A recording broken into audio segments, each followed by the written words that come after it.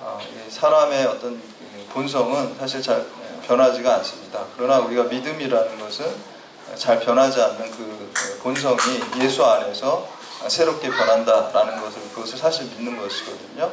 근데 솔직히 이제 주변에도 보면 뭐 예수 믿고 또 은혜 받았다고 해도 좀 일시적으로 좀 얼마간은 굉장히 달라지다가 우리가 도루묵이라고 그러죠. 다시 옛날의 본성으로 돌아가는 것을 많이 볼 수가 있습니다. 그래서 우리가 날마다 죽노라 사도 바울이 그랬어요. 그러니까 어제까지 잘 내가 예수님 따라서 살았다고 해도 오늘 또 그 예수님 따라서 산다는 보장이 전혀 없습니다. 그렇기 때문에 그날에 필요한 양식이 있고요. 하나님 말씀, 그래서 우리가 매일 묵상해야 되고, 하나님께서 또 쉬지 말고 기도하라 그랬잖아요.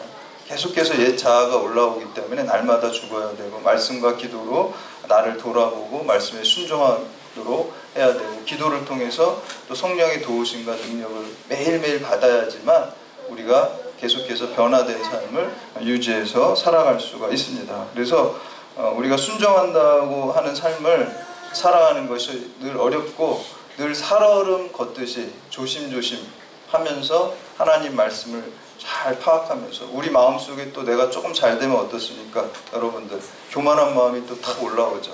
그러면 우리가 그거 깨달으면 얼른 회개해야 됩니다.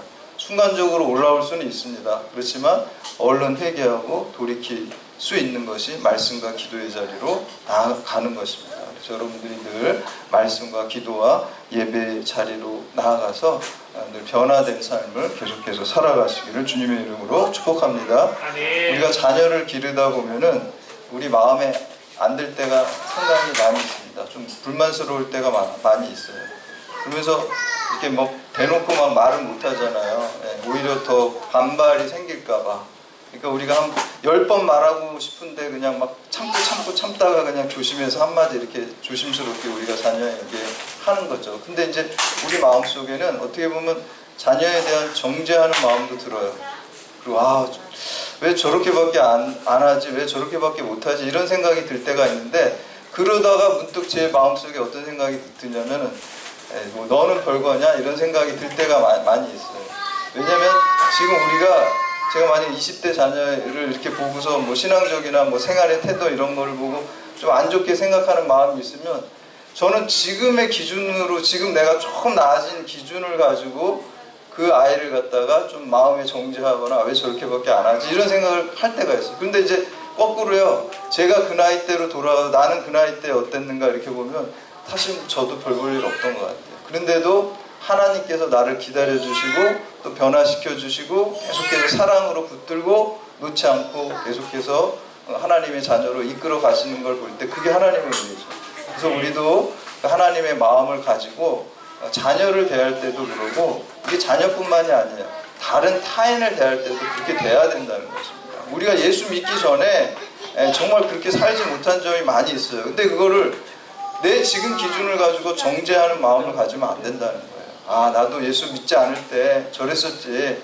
그런 하나님 아버지의 마음을 가지고, 사랑의 마음을 가지고 끝까지 그 사람을 위해서 기도해주고, 그 사람이 더 예수 믿고 구원받고 또 성화된 삶을 살 수 있도록 계속해서 관심과 기도와 권면을 해야 된다는 것입니다. 그것이 하나님께서 기뻐하시는 그 모습입니다.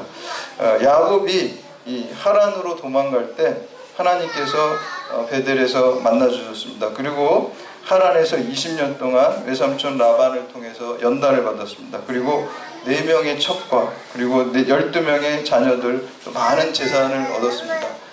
그래서 이제 하나님께서 그에게 이제 가나안 땅 약속의 땅으로 돌아가라 그랬을 때, 돌아갈 때 마하나임 하나님의 군대도 만나고 야복 강가에서 회복의 역사가 일어나는 것을 볼 수가 있습니다. 그래서 이제 변화된 삶을 살아야 되는데, 거기서 이제 좀 안정이 되니까 또 어떻게 되면 옛날 베델로 올라가서 예배하는 자리로, 하나님 만난 자리로 가야 되는데 세겜에 머물게 돼요. 그러니까 야곱은 그렇게 은혜 체험을 많이 했는데 변화되지 않아요. 그러니까 참 이게 변화돼서 지속해서 산다는 게 그만큼 어렵다는 게 성경에 나와요. 그래서 성경이 사실의 책이고 진리의 책인 게, 다른 것 같으면 우리가 어떤 믿음의 조상을 갖다가 미화시켜서 한번 변화돼가지고 쫙 실수 없이 갔다라고 말해야지 맞을 건데, 우상화시키면 맞을 텐데, 오히려 허물을 적나하게, 실수를 적나라하게 보여줌으로써 이 성경 말씀이 사실의 책이고 진리의 책이라는 생각을 우리가 가질 수밖에 없습니다. 그리고 자신감 있는 사람은 사실 진리는 자기 허물도 막 다 얘기할 수가 있습니다. 이 진리에 자신감이 있으니까 성경은 다 얘기하는 겁니다. 허물을. 자신감이 없는 사람이 막 포장하고 우상화시켜가지고 막 좋은 점만 보여주려고 하는 거죠. 그러나 진리는 있는 것을 그대로 다 보여주는 게 성경 말씀입니다. 그래서 우리가 은혜의 삶을 살아가는 거, 지속하는 게 굉장히 어렵다. 한 번 은혜 받고 그냥 예수님 잠깐 닮은 거는 그것도 쉽진 않지만 그건 할 수가 있어요. 그러나 그걸 유지시키는 거는 의지적인 신앙이 계속해서 있어요. 여러분 영성 훈련 중에 그 TD라는 게 있어요. 그 트레스 디아스라 그러는데 이게 스페인 말이거든요. 그래서 3일간이라는 거, 3days라는 거죠. 트레스 디아스라는 게. 그래서 저도 이제 그 훈련을 받은 적이 있어요. 근데 이제 그 훈련의 특징 중에 하나가 영성 훈련인데 이렇게 막 이렇게 엄숙하지만 않아요. 굉장히 막 축제 같은 분위기고, 아마 지금 교회에서 뭐 새가족 환영회 뭐 그런 게 TD에서 사실 TD 경험한 사람들이 많이 가죠. 막 아기자기하고 뭐 이렇게 막 장식도, 거기는 막 서프라이즈가 그냥 키워드고요, 감동이 키워드예요. 그냥 어떻게 이렇게 감동 주는 계속 순간순간. 그렇기 때문에 서프라이즈가 키워드이기 때문에 뭐예요? 그 프로그램이 경험 안 한 사람한테 절대로 발설하지 않아요. 먼저 갔던 뭐 일기다 그러면 일기가 절대 말을 안 해요. 그 내용을. 왜냐면 알고 있으면 적어대잖아요. 근데 제가 이제 먼저 TD를 했는데 저희 와이프는 내용을 다 알고 있어요. 막 그 삼성과 들릴라처럼 자꾸 내용을 말을 안 하려고 그랬는데 계속 뭐 화내고 그래가지고 이거 모르고 가야 된다 그랬는데 계속. 그래서 결국 다 얘기를 해줬어요. 그 내용을. 다 알고 있어요.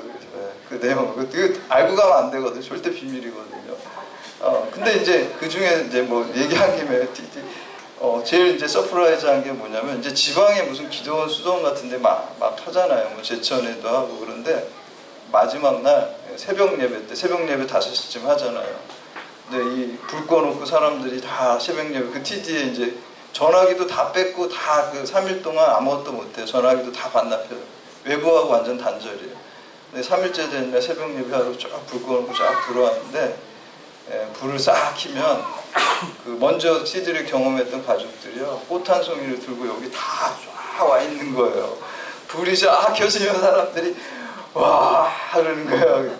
그 새벽 그 5시에 뭐 주로 이제 서울에 생활하는 차를 타고 새벽 2시 뭐 3시부터 막 와가지고 거기 다 와가지고 다 있고 그냥 꽃 들고 애들까지 데리고 와가지고 그냥 싹 서 있으니까 얼마나 순간 감동하고 눈물을. 그리고 이제 잠깐 만나는 시간도 뭐 한 5분밖에 안 주고 다 집에 가는 거예요. 그리고 5분 만나러 거기서 오고, 심지어 제주도에서 TD 했는데 그 전날 와가지고 제주도에서 자고서 5분 만나고 가는 거예요. 그러니까 이제 감동을 안 할 수가 없어요. 그 프로그램 자체가. 그런데 이제 그 프로그램 중에 맨 마지막 날 하는 게 폴스데이예요.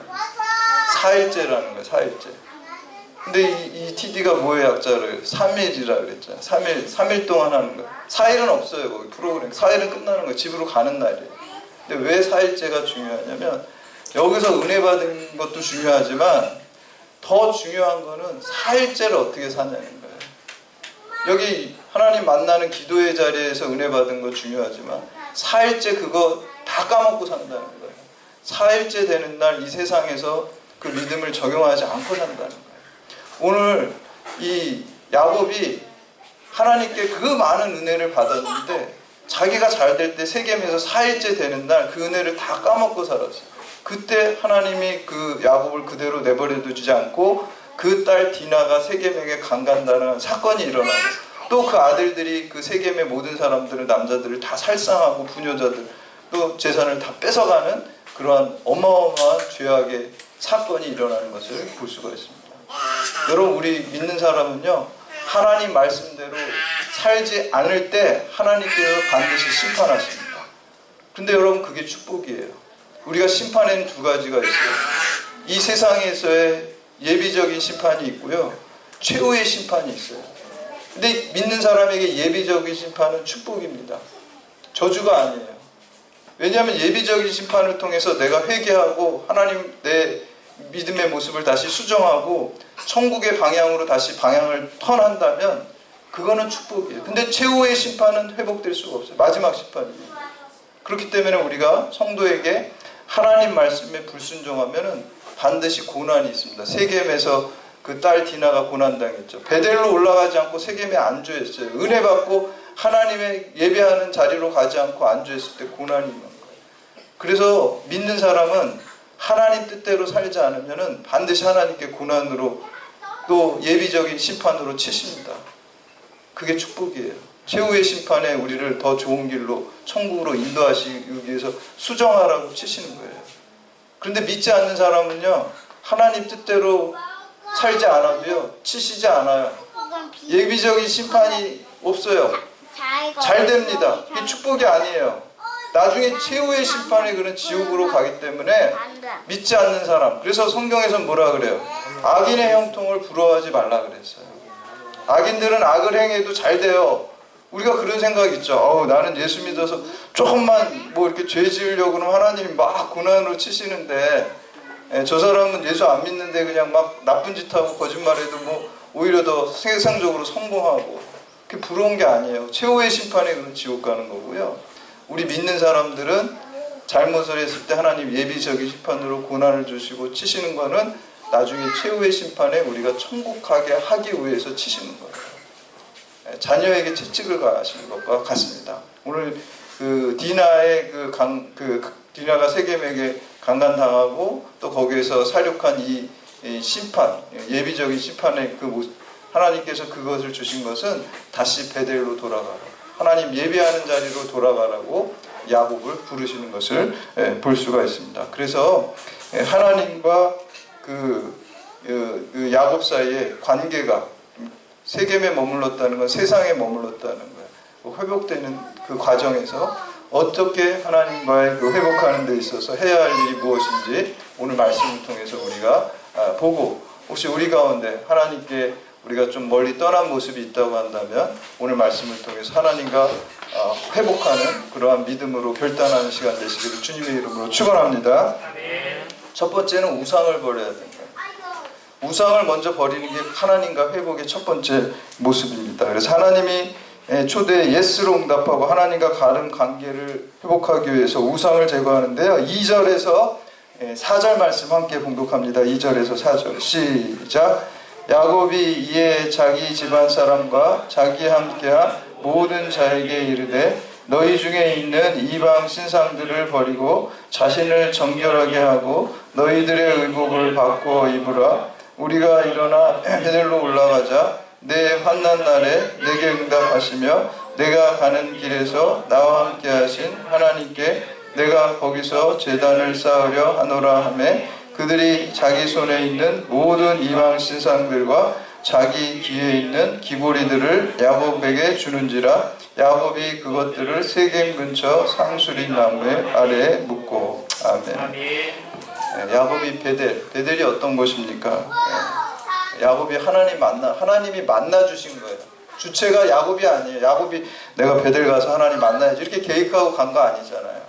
그냥 형 에서를 피해서 도망가면서 그 광야에서 정말 돌베개 자고 그 바닥에서 비참한 신세로 자기의 미래가 어떻게 될지도 모르고 불안함과 두려움과 상한 심령으로 그냥 울다가 잠들었던 그곳에서 하나님이 만나 주신 곳, 그것이 베델입니다. 하나님의 집입니다. 그 베델을 기억하고 다시 예배의 자리로 이제 돌아가기 위해서 첫 번째 한 게 우상을 제거합니다. 여러분, 우상이 뭡니까?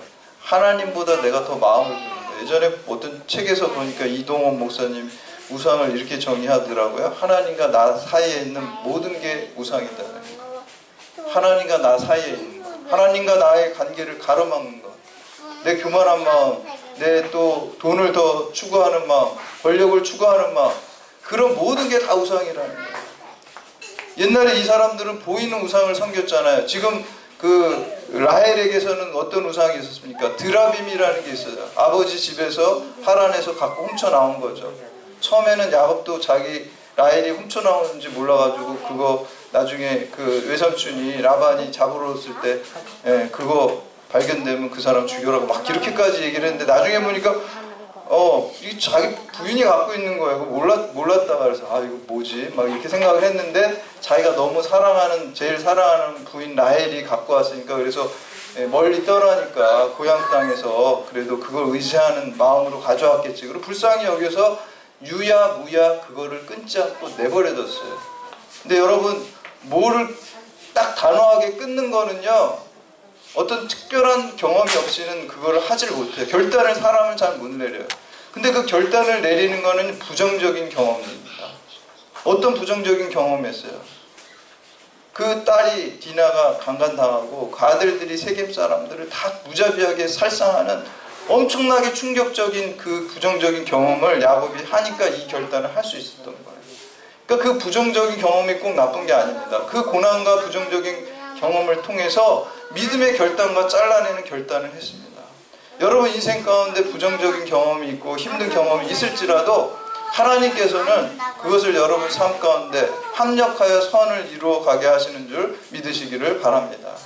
하나님의 자녀에게는 부정적인 경험도 선을 이루어가는 하나의 과정이고 수단이고 방법입니다. 저 디나의 강간 사건이 부정적인 경험이지만 그것 때문에 아주 단호하게 라헬한테도 예전에 말도 못했어요. 그 우상 버리라고 이런 말 못했어요. 그냥 불쌍하고 그냥 의지하니. 근데 그 경험을 한 다음에 우상을 다 제거하라고요. 단호하게 담대하게 하고 상수리 나무에 이렇게 분 것을 볼 수가 있습니다. 하나님과 바른 관계를 회복하기 위해서는 혹시 여러분 마음속에 지금 이렇게 드라빈과 같이 눈에 보이지 않지만 여러분 마음속에 내 지식을 더 의지하고 내 돈을 더 의지하고 내 지위를 더 의지하는 그 마음, 그 욕망들, 그것들이 다 여러분 우리 마음속에 하나님과 우리의 관계를 가로막는 우상입니다. 우상을 제거해야 됩니다. 그리고 나를 더 우상시할 수도 있고요. 자녀를 우상시할 수도 있고요. 여러분 마음속에 하나님보다 더 두는 모든 우상을 다 제거해야지 하나님과 올바른 관계가 형성됩니다. 두 번째는 자신을 정결하게 해야지 하나님과의 바른 관계를 회복할 수가 있습니다. 2절에 보면 야곱이 이방 신상들을 버리고 자신을 정결하게 하라라고 이렇게 말씀하고 있습니다. 이 우상을 버린다는 것은 외적인 거예요. 외면적인 거예요. 그리고 정결하게 한다는 것은 내적인 것입니다. 마음을 깨끗하게 하고 정결하는 것입니다. 여러분 우리가 하나님께 쓰임받기 원하십니까? 그럼 여러분 능력이 많기를 구하지 않으셔도 돼요. 능력 없는 자에게는 하나님께서 능력을 부어주셔서 성령의 능력을 부어주셔서 사용하십니다. 지식이 없는 사람은요 하나님께서 성령의 지혜를 주셔서 사용하십니다. 베드로는 못 배웠어도 하나님께서 성령의 지혜를 주시니까 다 쓰임받았어요. 그러나 우리가 더럽고 교만하고 이러면 하나님께서 그 사람을 절대로 쓰시지 않습니다. 쓰시는 방법은 있어요. 고난을 통해서 부정적인 경험을 통해서 그를 바꿔버리신 다음에 낮추신 다음에 그를 사용하시는 것입니다. 그리고 우리가 더럽게 돼 있으면 하나님께서 우리를 사용할 수 없습니다. 우리 디모데후서 2장 20절에 보면 큰 집에 그릇이 많다 그러잖아요. 뭐 금그릇, 은그릇, 질그릇 여러 가지 그릇이 있지만 쓰임받는 그릇은 무엇입니까? 깨끗한 그릇입니다. 깨끗한 그릇. 여러분 갑자기 누가 예고 없이 집에 손님이 왔어요. 근데 아주 비싼 그릇도 있고 뭐 싼 그릇도 있고 그렇겠죠. 시장에서 산 그릇도 있고 뭐 아주 고급의 그릇도 있겠죠. 근데 막 고급의 그릇은 막 사용하고 설거지도 안 하고 막 이렇게 지저분한 상태이고 좀 싼 그릇이지만 깨끗하게 되어 있는 거. 손님이 갑자기 오면 어느 그릇 사용합니까? 깨끗한 그릇 사용해요. 아무리 고급진 그릇이라도요 더러우면 그 그릇은 사용할 수 없어요. 아무리 지식이 많고 능력이 많은 사람도 그게 깨끗하지 못하고 하나님 말씀대로 살지 못한 더러운 그릇은 하나님께서 사용하시지 않아요. 내가 부족해도 연약해도 내가 깨끗하고 정결하고 하나님의 말씀에 순종하는 사람을 하나님께서 사용하시고 그를 통해서 오병이어와 같은 기적을 이루어가는 심을 믿으시기를 바랍니다. 우리가 깨끗하게 하는 비결은 말씀과 기도와 예배의 자리로 항상 나아가는 거예요. 말씀을 통해서 내 마음과 행동을 비추어 보고 그 거울을 통해서 나를 교정하고 또 기도를 통해서 우리의 마음을 항상 정결하게 할 때 하나님께서 우리를 사용하십니다. 마지막으로 세 번째, 의복을 바꿔야 됩니다. 우리 오늘 2절 말씀 함께 봉독합니다. 2절 시작. 야곱이 이에 자기 집안 사람과 자기와 함께한 모든 자에게 이르되 너희 중에 있는 이방 신상들을 버리고 자신을 성결하게 하고 너희들의 의복을 바꾸어 입으라. 아멘. 의복이를 바꿔 입는다는 것은 좀 상징적인 말인데 우리의 삶과 행동과 의지적인 차원의 모든 것을 다 바꾸라라는 그러한 뜻을 가지고 있습니다. 우리 요한계시록 19장 7절에서 8절 말씀에 보시면 어린 양의 혼인잔치 때 이 어린 양 되시는 예수님께서 이 당신의 신부들을 위해서 예복을 준비하셨다고 말씀합니다. 우리가 즐거워하고 크게 기뻐하며 그에게 영광을 돌리세. 어린 양의 혼인 기약이 이르렀고 그의 아내가 자신을 준비하였으므로 그에게 빛나고 깨끗한 세마포 옷을 입도록 허락하셨으니 이 세마포 옷은 성도들의 옳은 행실이다. 아멘. 세마포 옷을 입어야 어린 양이 혼인 잔치에 들어가는데요. 딱 나오고 이 세마포는 성도들의 옳은 행동과 행실이라는 거예요. 여러분, 이게 신부인 성도가 입을 옷은 세마포입니다. 성화의 삶을 살아야 된다는 거예요. 여러분, 회개라는 단어도 그 메타노이아라는 단어거든요. 이게 방향 전환, 우리 운전으로 따지면 뉴턴하는 겁니다. 나 중심의 삶에서 하나님 중심의 삶으로 방향 전환하고 뉴턴하는 거예요. 머리로만 뉴턴하는 게 아닙니다. 머리로 먼저 뉴턴하고 또 마음으로, 감성으로 유턴하고 그리고 의지로까지 유턴을 해야 되는 거예요. 삶의 변화까지 일어나요. 내가 머리로 그냥 하나님 중심으로 살아야지. 마음으로 은혜 받아서 눈물 흘리면서 그냥 설교 말씀 들으면서 은혜 받아서 내가 하나님 중심으로 살아야지. 회개하고 감성적으로 회개했어요. 근데 이제 교회 밖에 나가면서 그냥 삶은 똑같아요. 그럼 의지적으로 회개한 건 아니에요. 그래서 의의 의지까지, 삶의 적용까지 완전히 바뀌어질 때 그게 전인적인 회개가 되고 그때 하나님께서 그것이 의복을 바꾸는 것이고 또 어린 양의 혼인잔치에 신부가 되는 것입니다. 여러분, 하나님께서요 우리에게 열매의 결실이 맺히고 약속이 실현되는 것은 결국 지정 의에서 그 의까지 갈 때 되는 거예요. 여러분, 무슨 파일 같은 것도 다운받고 또 업로드할 때도요 99% 되면 안 돼요. 그거 100% 딱 가야지 그게 이제 파일이 열리는 거잖아요. 그렇잖아요. 그러니까 100% 되는 게 의지예요.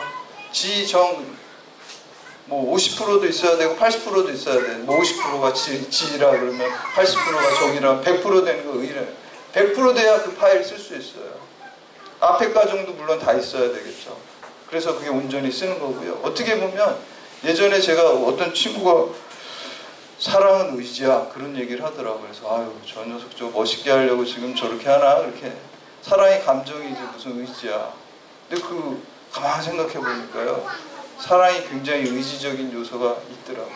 그리고 사랑이 일시적인 사랑을 영원한 사랑으로 만드는 것은 의지더라고요. 여러분 결혼할 때 남녀가 감정으로 확 이렇게 좋아가지고 결혼을 하죠. 근데 이제 감정에만 의지한 사랑은 어떻게 됩니까? 한 1년 정도, 2년 정도 지나면 이제 감정이 뭐 이렇게 손잡아도 옛날 같진 않잖아요. 이제 막 감정이 막 없잖아요. 그러면 이제 다 이혼해야 돼요. 그렇게 되면. 근데 그렇지 않잖아요. 우리가 의지적인 차원으로 내 아내를, 내 남편을 서로 또 가정을 이루어가면서 하나님 안에서 의지적인 차원이 거기 많이 들어가 있는 거예요. 하나님께서 우리를 사랑하시는 것도 마찬가지예요. 먼저 우리가 잘나서 우리를 사랑하시고 자녀로 삼는 게 아니라 먼저 약속을 주시는 거예요. 의지로 먼저 말씀하시는 거예요. 내가 너를 사랑하고 너를 복의 자녀로 삼겠다고 의지적인 선언을 하세요. 그리고 그 의지를 가지고 우리들을 이끌어 가시고 그 약속을 성취하고 이루시는 것은 하나님의 의지고 하나님의 뜻이에요. 여러분 우리가 하나님의 뜻이라는 게 사실은 하나님의 의지라는 거거든요. 하나님께서 우리를 사랑하시기로 뜻을 정하셨고요. 하나님께서 우리를 축복하시기로 의지를 하신 거예요. 그러면 그것을 우리를 통해서 이끌어 가시고 포기하지 않고 잡아가십니다. 그렇기 때문에 여러분 감사한 거예요. 하나님 만약에 감정적으로 우리를 사랑하면 아니 저거 뭐야 저거 예배도 안 오고 불순종하고 못마땅하고 내 말씀대로 그 말씀하신 거 다 파기시켜버린다. 하나님께서 의지를 가지고 우리를 사랑하기로 축복하시기로 의지를 하셨기 때문에 우리가 실수해도 잘못해도 다시 우리를 치시는 한이 있더라도 우리를 고치시는 한이 있더라도 우리를 끝까지 축복하시고 하나님의 자녀로 이끌어 가시는 줄 믿으시기를 바랍니다. 아멘. 그래서 우리가 하나님 앞에서 바른 관계를 맺는 것도 의복을 갈아입어야 돼요. 우리의 의복을 갈아입고 의지의 차원, 삶의 적용의 차원까지, 성화의 차원까지 변화를 돼야지 하나님과 우리의 관계가 온전하게 회복되고 또 우리를 통해서 하나님의 뜻이 이루어진 것을 믿으시기를 바랍니다. 그래서 우리가 하나님과 바른 관계, 우상을 먼저 척결해야 돼요. 우리가 안에 있는 모든 의상을 버리고 또 우리를 깨끗하게 하고 하나님의 말씀과 기도와 예배로 깨끗하게 하고 의복을 바꾸어서 성화된 삶, 매일매일 삶에서 의지를 가지고 하나님의 말씀을 쫓아가는 성화의 삶을 통해서 하나님과의 관계가 회복되고, 하나님과 관계가 회복되면 뭐가 회복됩니까? 사람과의 관계가 회복됩니다. 바른 관계. 그래서 이제 비호감이 아니라 호감의 그리스도인이 되어서, 비호감 받는 거는요, 사실 억울한 것도 사실 있어요. 왜냐하면 공중 권세를 잡은 자는 사탄이거든요. 사탄이 막 그냥 그리스도인 비호감 되게 막 그냥 억울하게 막 충동질하는 영적인 요소도 있습니다, 분명히. 근데 이제 우리는 그런 거 탓하지 말고요. 우리 안에 잘못된 걸 우리가 고쳐야 돼요. 의지적인 차원에서 우리가 변화된 삶을 그리스도인들이 살아갈 때, 하나님과 관계가 온전히 회복될 때 호감을 갖는 그리스도인이 될 줄로 믿으시기를 바랍니다. 아멘. 호감이 돼야 돼요. 그래서 호감이 돼야지 선교도 되고요. 나도 저 예수 믿는 그 공동체에 들어가고 싶다, 이런 마음도 안 믿는 사람이 생기는 거죠. 비호감이면 거기 같이 섞이고 싶지도 않잖아요. 그래서 여러분들이 의지적인 차원의 변화, 성화의 삶을 통해서, 십자가의 삶을 통해서 하나님과 관계가 회복되고 사람과의 관계가 회복돼서 하나님의 선교와 하나님 나라 확장의 역사를 이루어 가시기를 주님의 이름으로 축원합니다. 이제 다 같이